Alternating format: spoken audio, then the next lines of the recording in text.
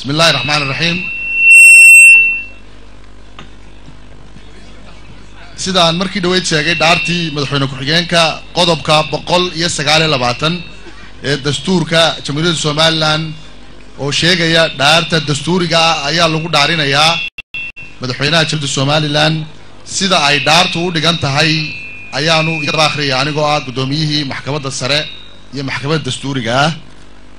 waxa kale oo soo dhaweynayaa gudoomiyaha golaha guurtida iyo gudoomiyaha golaha wakiilada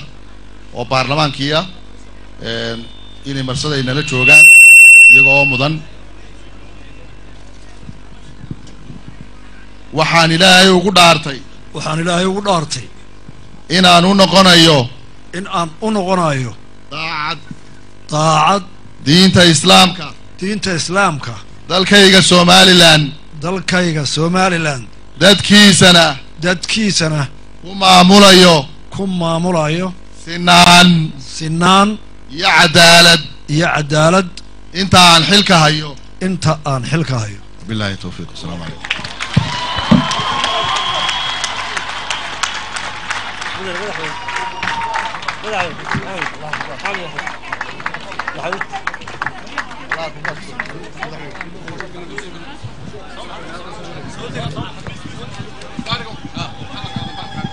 نصرو